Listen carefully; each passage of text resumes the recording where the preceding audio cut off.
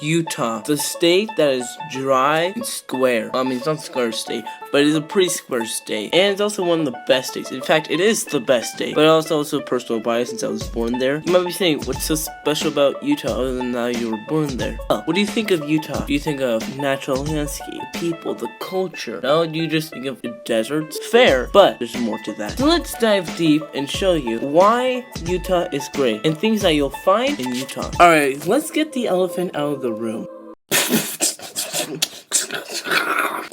Alright, let's get the other elephant out of the room and talk about the Church of Jesus Christ of Latter-day Saints, or Mormons, as they're commonly called. You'll be asking, well, why do I need to talk about them? I already know enough about them. Actually, you don't. First of all, they're a core piece of Utah culture. Second of all, there's 70% of them around Utah. Probably got that statistics wrong, but I don't care. And third of all, it's what people think of Utah. But, let's talk about the church. So the church is just this friendly place where people can talk about the Lord and do tithings and have millions of dollars and has an influence on the state. But, it's nothing bad. Oh, they also have missionaries that go not just all around the country, but all around the world on their straight bikes. Because you can just kill someone on a bike, and then everyone's like, oh crap, no. According to one of my sources, his dad went on a mission to Guatemala, and at the time, 1980s, the border in Guatemala was, let's just say, not good. And, there was gang members everywhere. So then when his dad's mission went to Guatemala, and they would steal things from the missionaries or accidentally shoot a missionary, they're like, oh shoot, let's actually not do that because these are quote unquote people of God, so let's not kill them. Which I gotta say, if even the worst of the worst respect the Mormons, something's there. But just so I don't die on a street, C tier. Oh yes, I am doing a tier list. You cannot stop me. So we have this thing called dirty soda, and what is that? Well, it's basically they take a base soda, probably put other sodas in it, creams, dyes, whatever, and they mix them up together and it's a whole unique flavor. And the reason originally for this was due to our laws, because we were Mormons Day, banning caffeinated drinks. But, well, that doesn't work because now we have Starbucks. But besides the point, we just have them now, and the first one to kind of adapt to this was Sway, and it's still the most popular one. Holy crap, look at all these locations. There was a really good video about it that someone didn't already stole from my idea.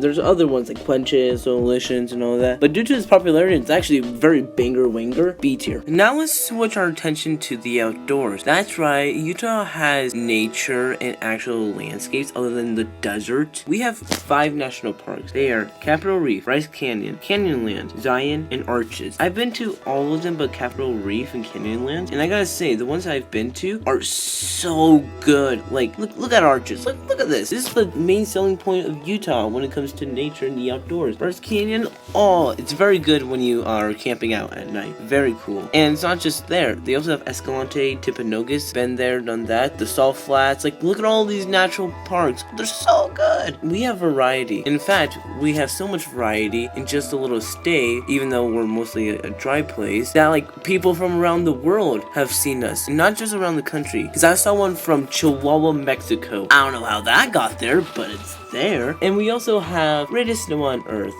Not to brag or anything, but we might have great nature. A tier. Little fact about Utah that you may not know. We've been filmed here. Yeah, that's right. It's not always the big Hollywood studios. They also come to a little town. We might be asking, what are some movies that have been filmed here? Well, I have a list here. Hey, look at this movie. Look at that movie. Beautiful movies. But there's one movie in particular that stands out because it's been filmed in my hometown, and my hometown just boasts about it all the time because it's the only thing we got, okay?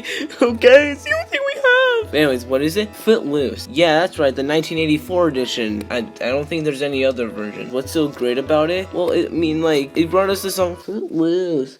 Footloose. Kick off your Sunday shoes. Great banger. But also, it was filmed in that city. And do you see those Roman males? See those, little nothingness? Yeah, that's us. Anyways, just because of that reason, S tier. So we've established that snow is a big part of Utah. Guess what comes with snow? Skiing. So we have ski resorts and ski lounges, especially Park City, which is a hub of skiing. In fact, Utah is number 1 or number 2 when it comes to skiing in the whole US. We're really big into skiing. We're a popular destination because of our powdered snow. I don't know how to rank this. I just put this in my list, so I guess A tier. A little fun fact for you about the Great Salt Lake is that it used to be part of Bonneville Lake, but then over the years, and after like millions of years, the lake decided to like evaporate, and as Utah became more of a desert, it just depleted. And another thing about the Great Salt Lake is that after the Transcontinental Railroad, the Great Salt Lake got split in half because the railroad crossed through the Great Salt Lake, so it split the lake into two halves. And I believe the southern half is the dirtier part because it's like murky and it's more saltier. It's like the whole point is just more saltier, so that's why it looks more disgusting than the north. While the north looks actually kind of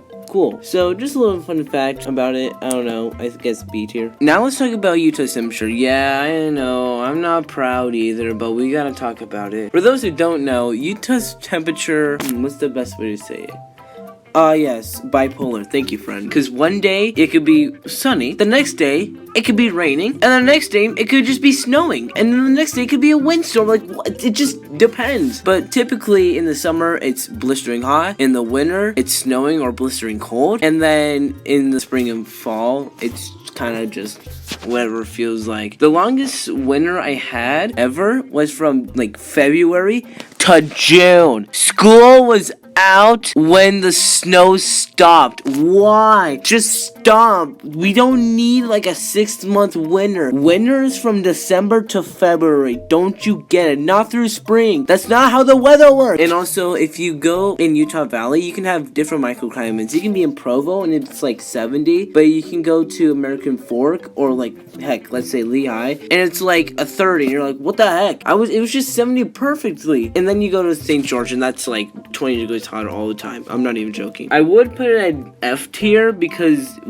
it just chooses whatever it wants, but it got the cold, so I'm putting it in D. So I'm going to talk about the landscape, which is similar to nature, so I'm going to keep this brief. The southern Utah is the Red Rocks, which is where most of the national parks are. Central and northern Utah is more mountainous, and it's more lush. And then, of course, there's like the Salt Lake, Utah Lake, just those things. And on the mountaintops, in fact, there's like, I think there's the Uinta Mountains, there's Wasatch Valley, there's the Rocky Mountains, and in fact, in one of those mountains, Timpanogos Mountain, that's the highest in Utah Valley. I up there. It's actually pretty fun. Just because, like, it's similar to the other one. It's a B. Now we get to my favorite part, the flag. I have a lot to say about the Utah flag, but because I'm going to talk about it in a different video, I'm just going to say the general things. The old Utah flag, I used to not like, but now that I'm reminiscing of it, it's actually not that bad of a flag. It just looks too similar to, like, the president's flag, so I really didn't like it. But the new Utah flag is actually really cool. Out of all the modern design flags,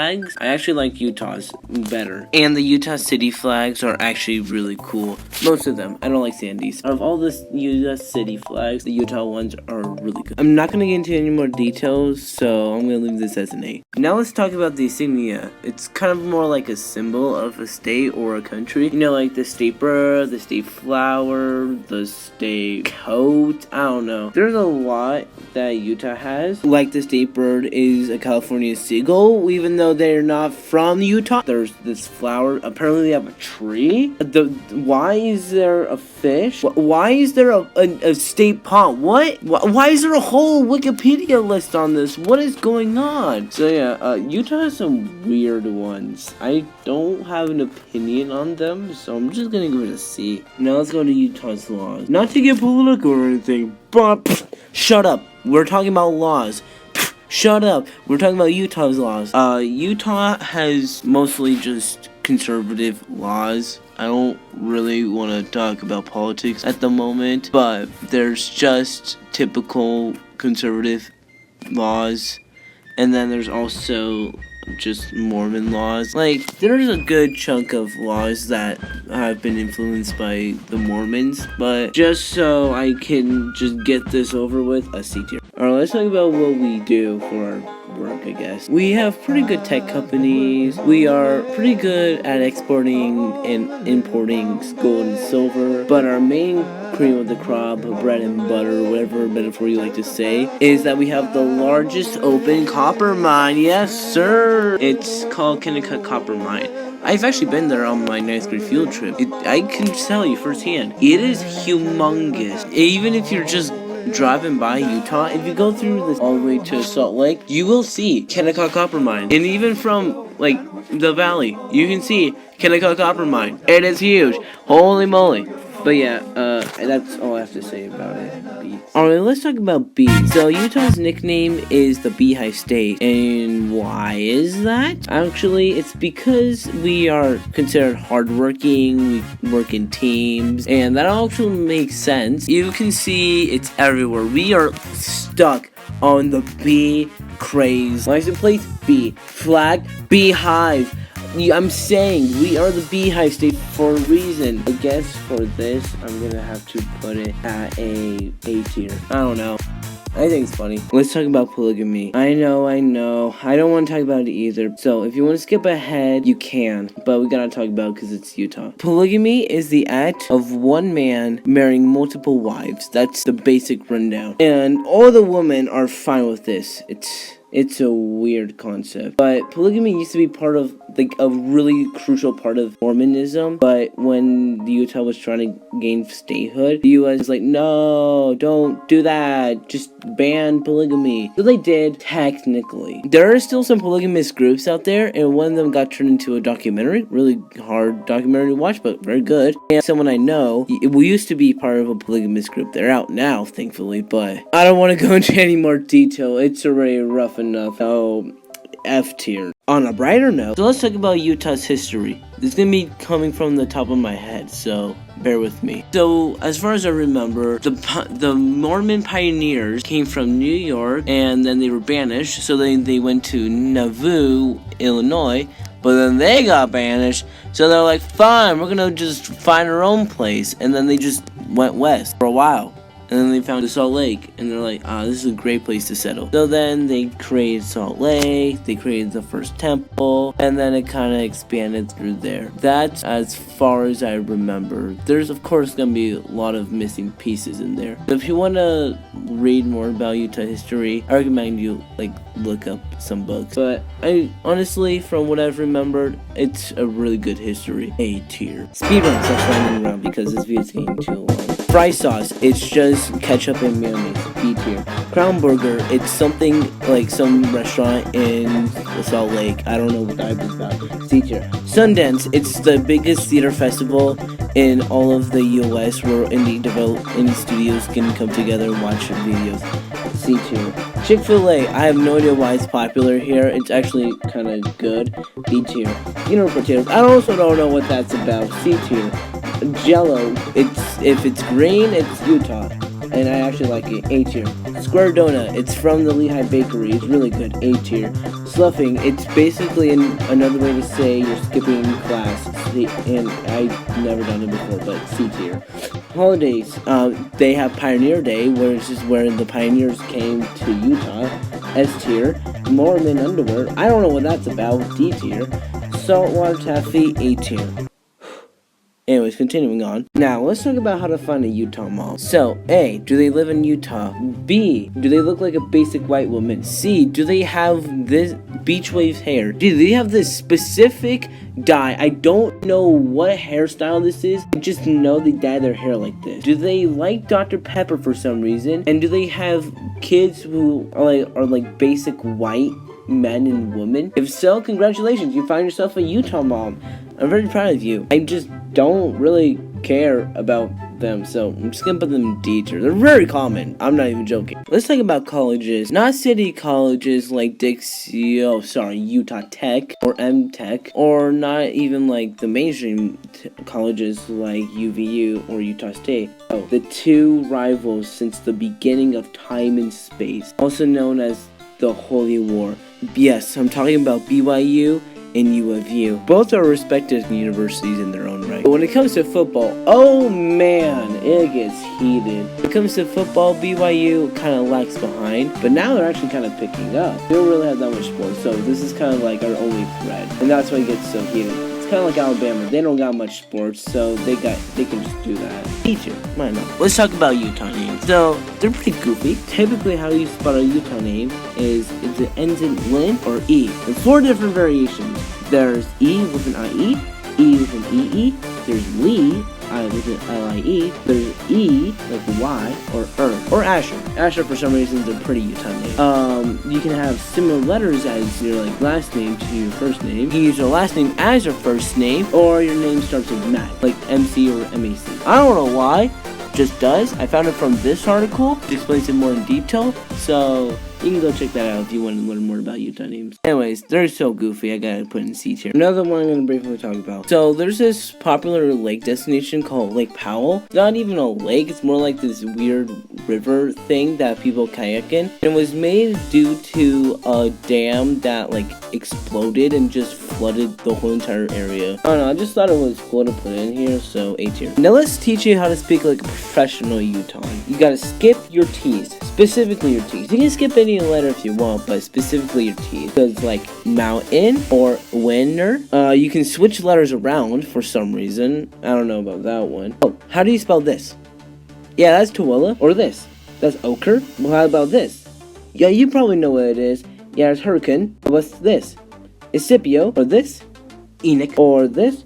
Quad. So, you know, just general things like that. You can tell if you just pronounce it weirdly, you're probably from Utah. C tier. Now it's the Golden Spike. So the Golden Spike is this national monument, apparently, where it's the meeting point of the west coast and the east coast of the Transcontinental Railroad. It meets specifically here in this location in Utah. And every year there's a ceremony, I forgot when, but you can reenact the first golden spike, where they took a random golden spike, put it at the last bolt, and hit it with a hammer. Pretty good ceremony. And I actually like this rendition.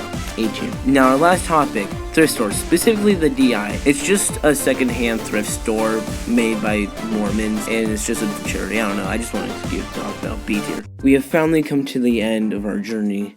Anyways, here's our tier list so far. If you want to contribute and make your own tier list, you can use the link down below. But you finally now know everything about Utah that you need to know. Anyways, until next time.